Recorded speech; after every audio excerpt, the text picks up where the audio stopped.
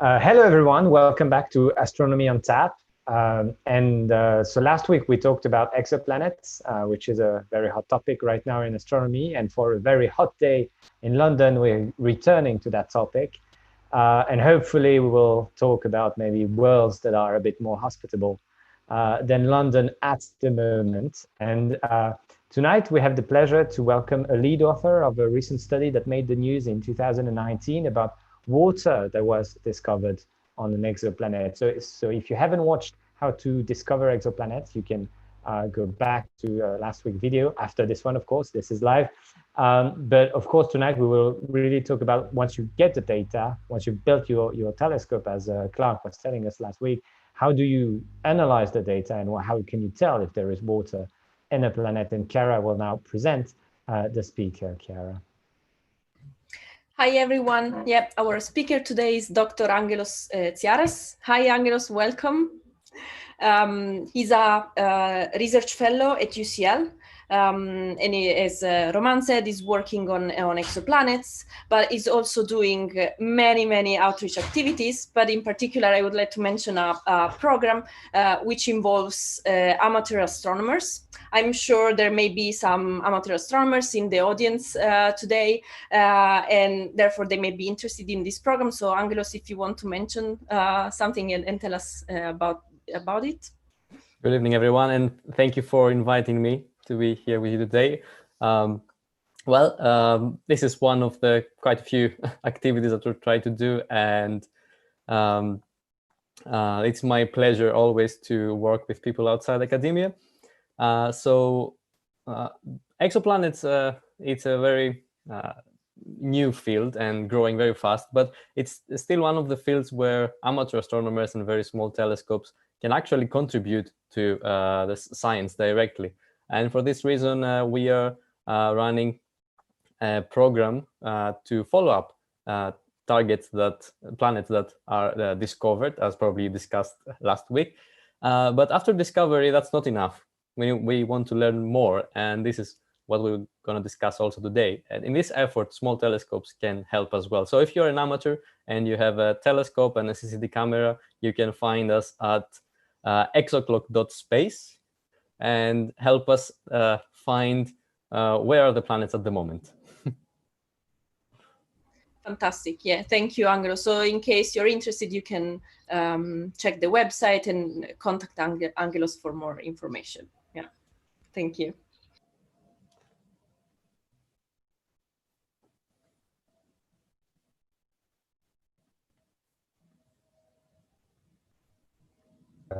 Right. Should we, start? Oh, yes. Shall I share my screen? Yeah.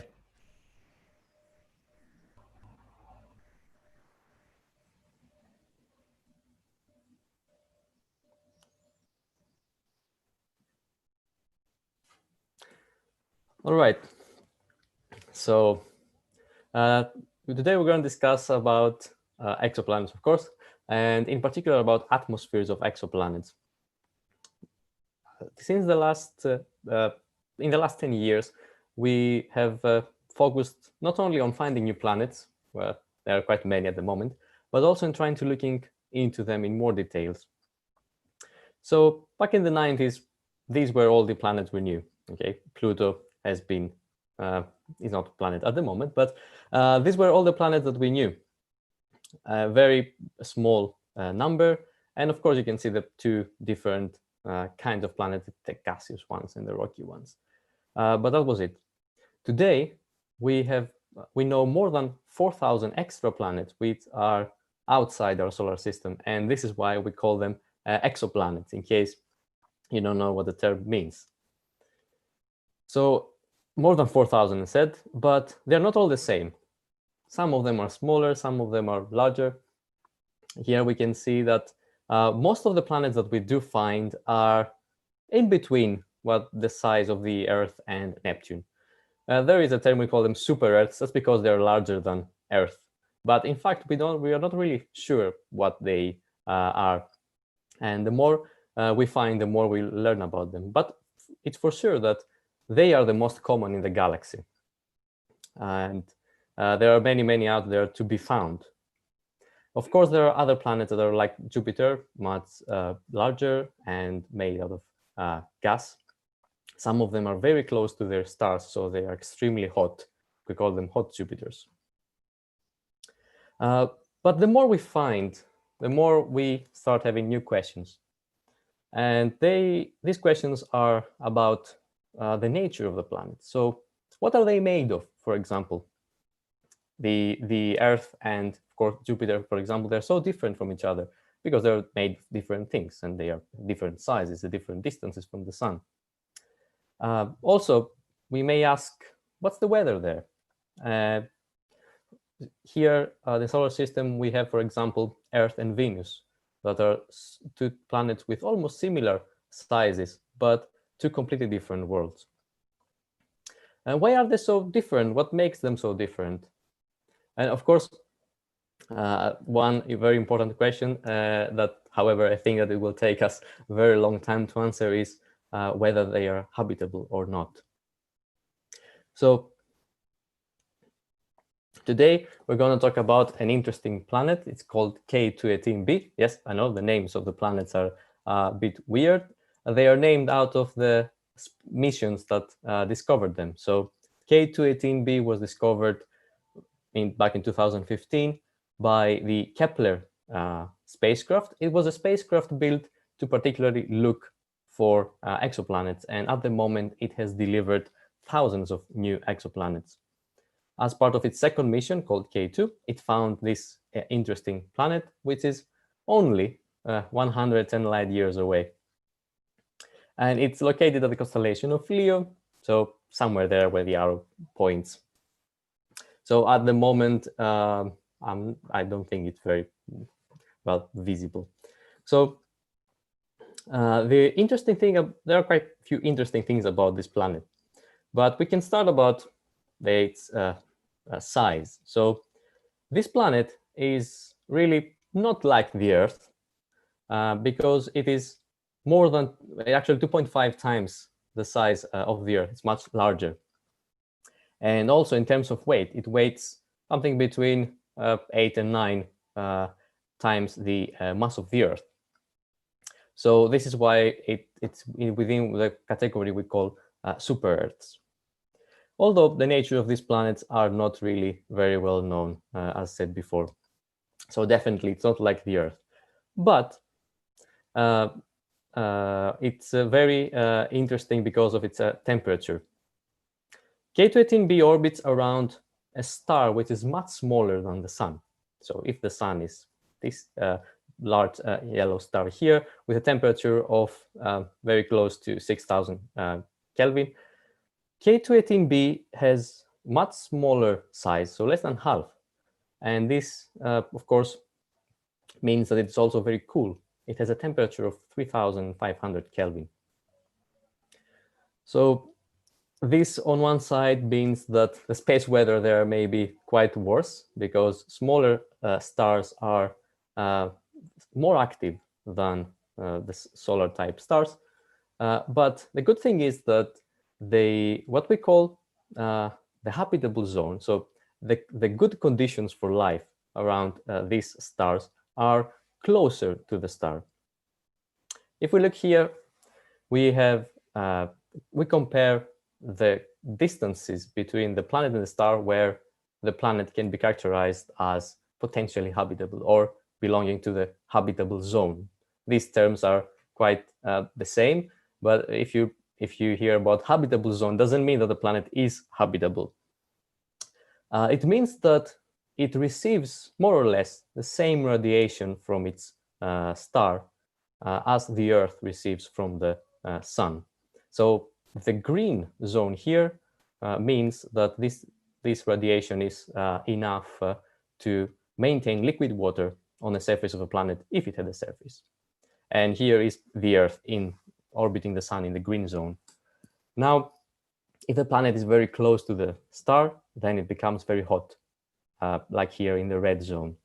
On the other hand, if the planet is very far, then it is very cold. So again, the water is freezing.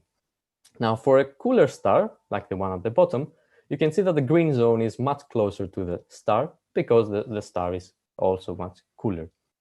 So with a period of 33 days only, like 1 year on K218b lasts only 33 days, the calculated temperature, the temperature that we expect or we estimate without knowing much about the planet, is close to the one of the Earth. So we say that it could support liquid water. This is the case for a significant number of planets, well, a few tens, not more, that we know at the moment. So K218b is not the only one planet we know in the habitable zone. But what makes it interesting is what comes after, and about the atmosphere of the planet. So we can study the atmosphere of a planet in a quite indirect way. In this picture here, you can see, actually this is a real picture, is the transit of Venus in front of the Sun. So here you can see while Venus is passing in front of the solar disk, and you can see the black circle, which is actually the other side of Venus that is not illuminated. The same concept, the same thing happens with exoplanets, but they are, of course, so far away that we cannot really see the disk of the planet or the star. However, using the Hubble Space Telescope, in this case, we were able to collect data about this planet.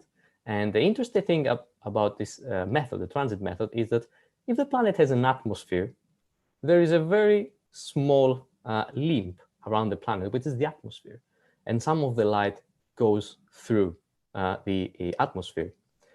We can analyze these observations, and let's say that we can find out what is the color of the atmosphere, because the light that goes through the atmosphere carries information about the composition of the atmosphere.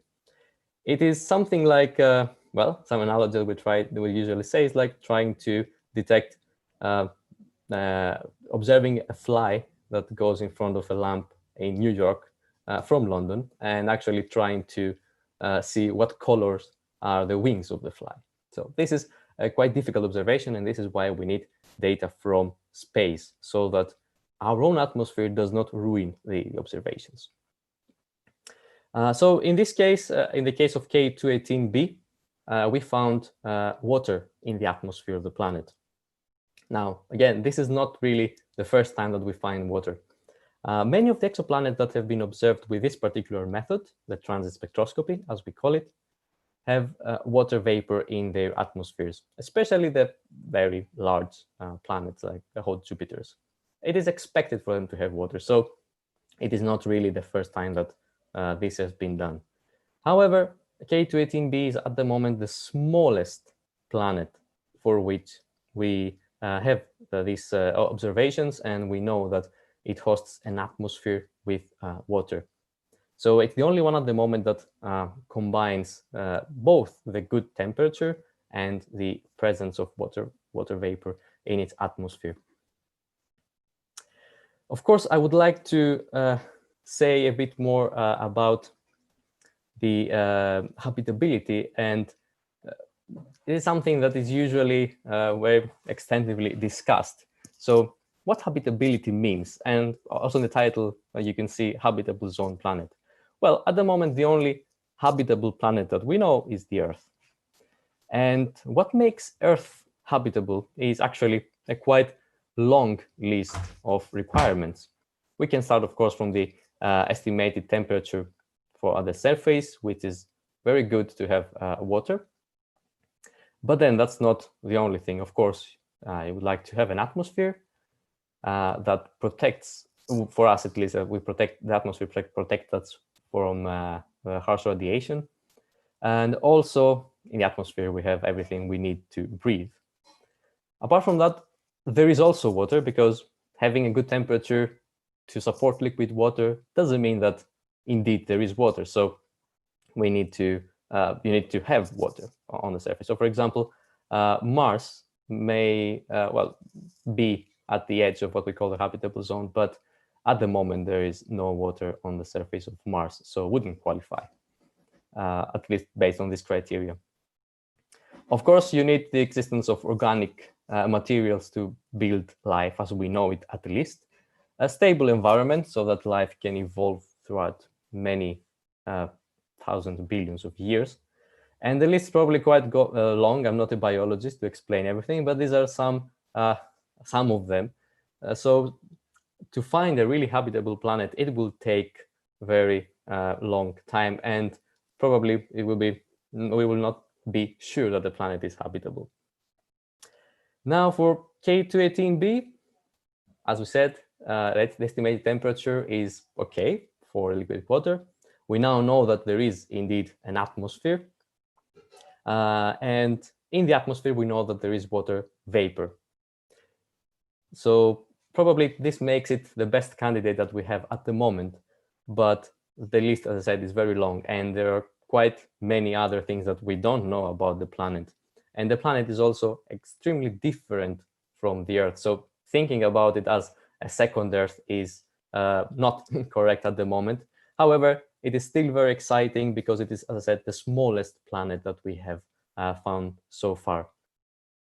And I think it's not gonna be the last one, because there are many observatories that in the future will try to observe the same kind of behaviors. So stars, the red stars, the small stars that we saw earlier, are the most abundant in the galaxy.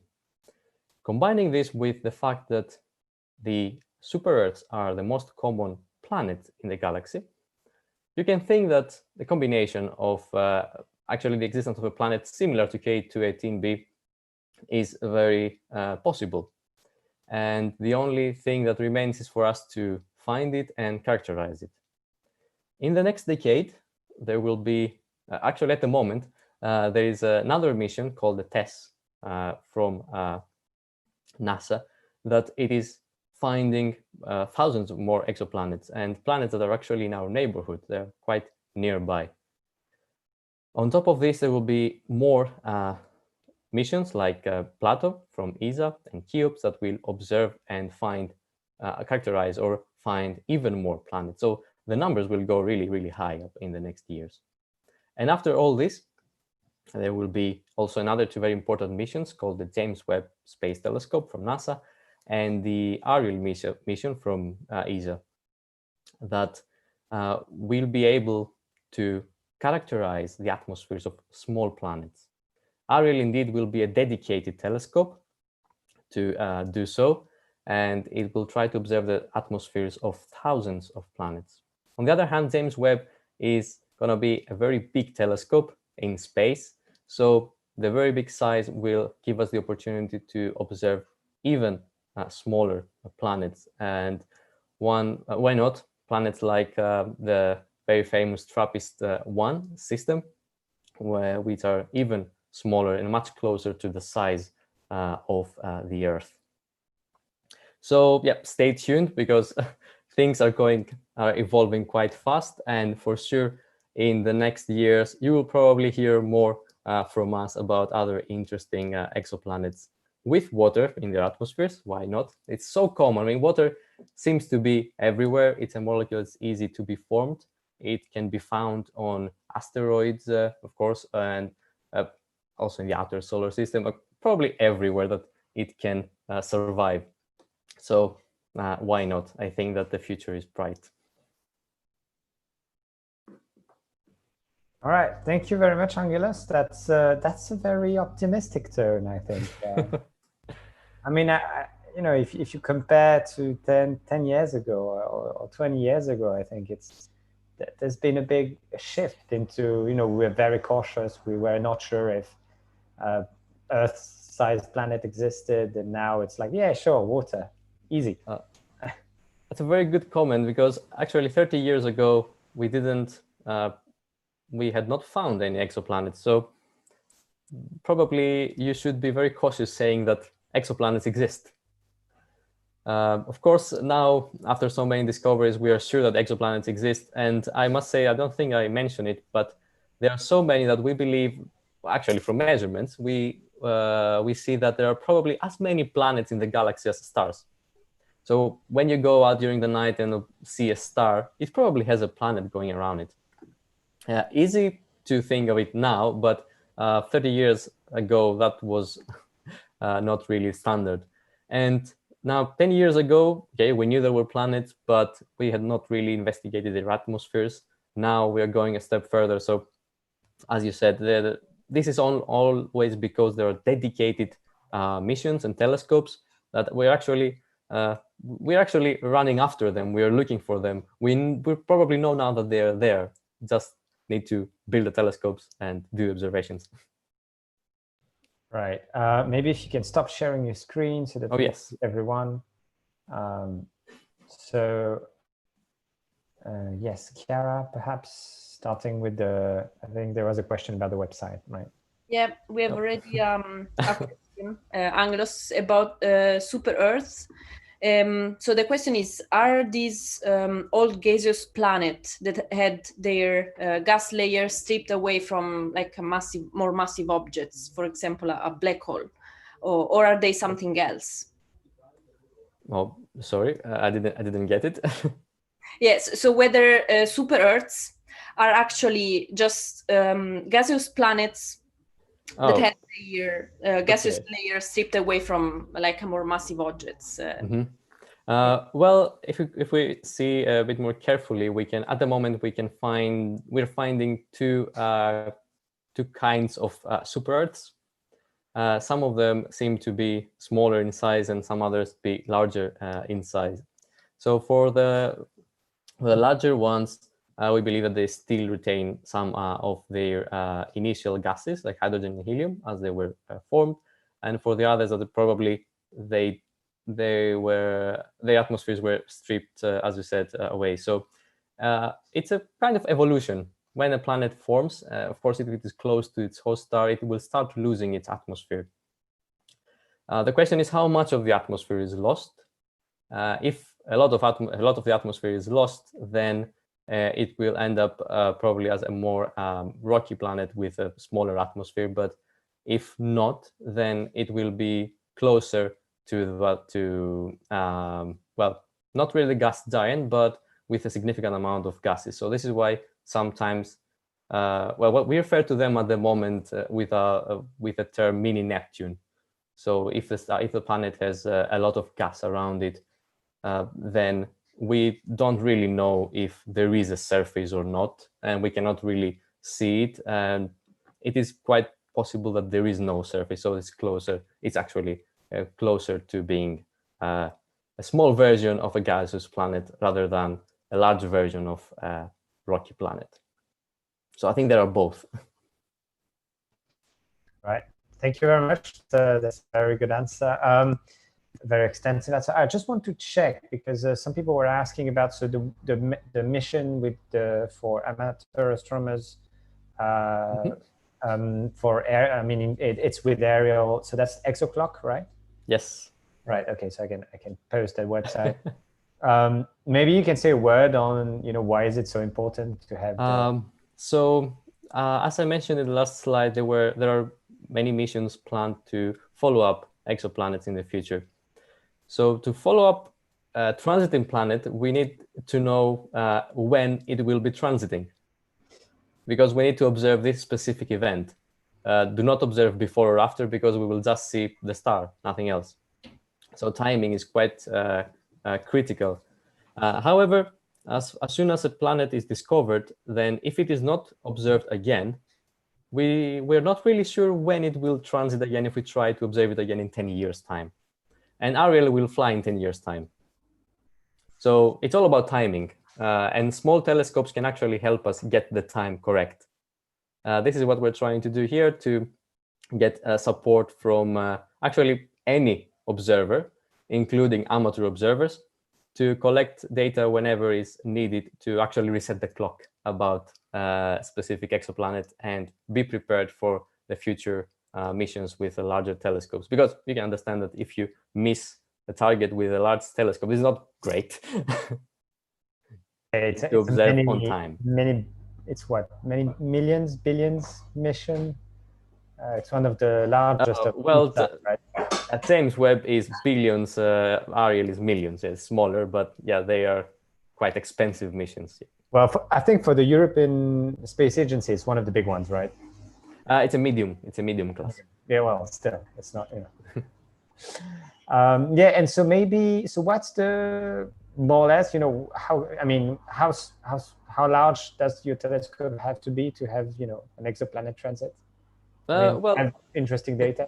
Practically, a transit is quite easy to be observed. You can, for the easiest ones, even with a small telescope of like 6 inches, you can do it. The important thing is to have a camera to take the pictures. So a DSLR or DSLR or CCD, both can do.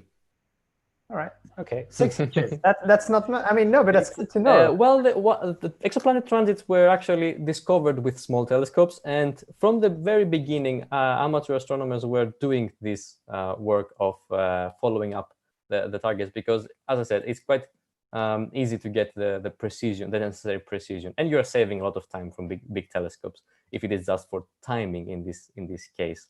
So for us, it's very important from both perspectives. Angelos, so about the exoclock project that you mentioned, interest is shifted. Was this planet that you presented today followed up by any amateur astronomer? Oh no, this one is a very small planet. Okay. Yeah, and the star is very faint, as I said. It's an M dwarf, so small star, small planet makes things difficult. But are you planning to follow up this at the moment yourself with? So at the moment, this is one of the most promising targets, planets that we have for future characterization, and definitely with the James Webb, it will be quite easy to understand more about this, because apart from water, at the moment we don't have any other information. The Hubble Space Telescope is quite limited in this term, so we cannot really get information about other molecules that would be quite interesting, like methane, for example. And this is why, of course, with James Webb and Ariel, we'll try to follow up this planet. But for some reason, as I said earlier, I think that by the time they fly, we will have more of them. So there may be a competition which one to observe first. It's definitely one of the interesting ones. So are you saying that for now we're limited to water, that we have to wait for methane, or aren't there any other interesting gases that would be, a marker of life? So at the moment, for these small planets, we are very limited to water, yes. For planets that are larger and gaseous, we can also detect other molecules with slightly different techniques or different instruments, and the molecules that are more possible to be found in general are methane, carbon monoxide, carbon dioxide, at least as far as carbon is related, then ammonia or hydrogen cyanide. Yes, yep. So these are some of the molecules that we'll try to observe with the future telescopes. But yes, at the moment, it's practically we try to say whether there is water or not on an atmosphere. And actually, this tells us if there is an atmosphere. It's mainly through water. This is because especially the Hubble Space Telescope was built before exoplanets were found. If you think about it, it's a miracle that we are doing this science at the moment with Hubble. And recently we celebrated the 30 years of Hubble operations. Yeah. On the one hand, we can do science with telescopes that were not designed for it. On the other hand, because the next ones are always delayed, I think it balances out a bit. James Webb is now delayed for 10 years or something. So. But on the other hand, Hubble is quite healthy, so it's still going. Yeah. It has been operating for longer than expected, and this is very good. Well, there were some scares about the gyros, and they are fading slightly, slowly. Sorry, but I think we have a few years more to observe. Yeah, scary times. Well, thank you very much, Angelos. That was very nice. And we will look forward to your next water-rich atmospheres and planets. Chiara is going back to the dark at the moment. Yeah, indeed. I was noticing that it's getting dark and I forgot the lamp. So before we leave, a few informations for next time. So if you can see my screen. So can you see it? Yeah, I guess you can. Okay, cool. So the next Astronomy on Tap will go to the opposite end of astronomy and astrophysics again. So we will talk about cosmology on the larger scales. We will talk about the cosmic microwave background, one of the pillars of modern cosmology, which is basically the relic radiation from just after the Big Bang and how you detect it and what you can infer about it. Very exciting talk by Pablo Lemos from UCL. And if you can't wait for next Wednesday, there is another talk that will happen, I think, from a mix of speakers at UCL, Birkbeck. And there will be Asteroid Day in 6 days, so on the 30th of June, sorry. And so there will be talks. So you can follow that link, tinyurl.com, talking asteroids. There will be talks specifically on exoplanets. No, sorry, exoplanets. Sorry, that was today. Asteroids. The heat is going to my brain. That's not good. So yeah, so 30th of June. So that's Tuesday, I think. Will be Asteroid Day, and you can have these talks on asteroids. And if you want to watch again Astronomy on Tap on cosmology, that will be on next Wednesday, same time, same place. And of course, you might have heard that pubs will be reopening. So this is so next time will be the penultimate Astronomy on Tap online. You've only known us online, but we will have 2 more talks. So the CMB talk, and then another final talk with a guest speaker. And then we will have a break for summer. I think we all need a break. And perhaps we will return in August or September with the live talks in a pub somewhere near you this time. And we will see about uploading the talks online for those who cannot attend. Anyway, thanks for following us. Please share the video, as I know you always do. And don't forget to subscribe to the channel. If you subscribe, I think you already have access to the link for next time. And you can share that one as well. And yes, we'll see you again in 1 week. Thank you again, Angelos. Thank you very much. Thank you, Angelos. And we'll say goodbye. And thanks everyone for watching. Yes, thanks. Bye. Bye.